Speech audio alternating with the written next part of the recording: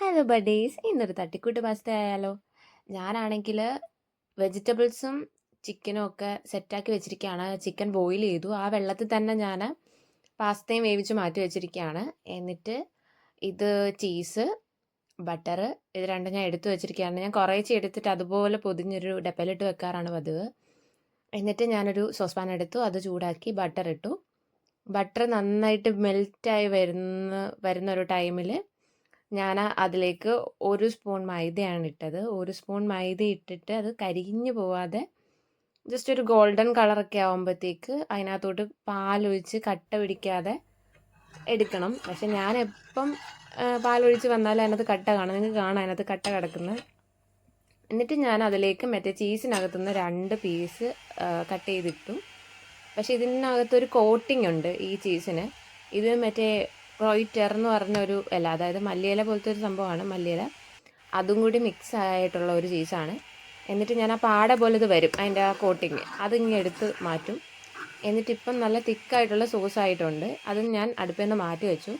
എന്നിട്ടൊരു പാത്രത്തിലേക്ക് നമ്മുടെ വെജീസ് എല്ലാം ഒന്ന് സോട്ട് ചെയ്യാൻ വേണ്ടി വെക്കാനായിട്ട് പാൻ ചൂടായി വന്നപ്പോൾ അതിലേക്ക് 1 ക്യൂബ് ബട്ടർ ഇട്ടു. എന്നിട്ട് അതിലേക്ക് പെട്ടെന്ന് തന്നെ ഇഞ്ചിയും വെളുത്തുള്ളിയും ഇട്ടു. കാര്യം ഞാൻ ഒത്തിരി നേരം ഒന്ന് കണ്ണ് തെറ്റിയപ്പോഴത്തേക്ക് അതിൻ്റെ കളറൊക്കെ മാറി തുടങ്ങി. പെട്ടെന്ന് തന്നെ സവാള ഇട്ടു. എന്നിട്ട് അതൊന്ന് ചെറുതായിട്ടൊന്ന് സോർട്ടായി വന്നൊരു ടൈമിലേക്ക് ബാക്കിയുള്ള ക്യാപ്സിക്കം, ക്യാരറ്റ്, പിന്നെ നമ്മുടെ കുറച്ച് ഉപ്പും കൂടി ഇട്ടു ഞാൻ.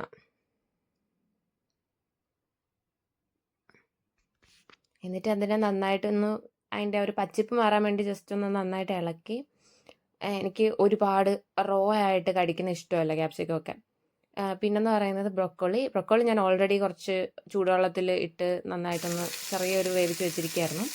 അതിനകത്തോട്ട് കുറച്ച് കുരുമുളക് പൊടിയും കൂടി ഇട്ട് ഒരു 2-3 മിനിറ്റ്സ് ഒന്ന് അടച്ചു വെച്ചു.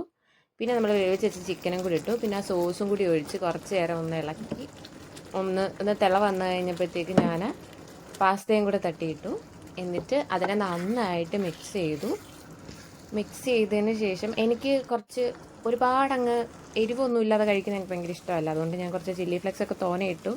ചില്ലി ഫ്ലെക്സ് ഒറിഗാനോയും ഇട്ടു. എന്നിട്ട് നന്നായിട്ട് മിക്സ് ചെയ്തതിന് ശേഷം ഞാനൊരു പാത്രത്തിലേക്ക് കഴിക്കാൻ വേണ്ടി എടുത്ത് വെച്ചിരിക്കുകയാണ്. ഇതാണ് ഫൈനലി.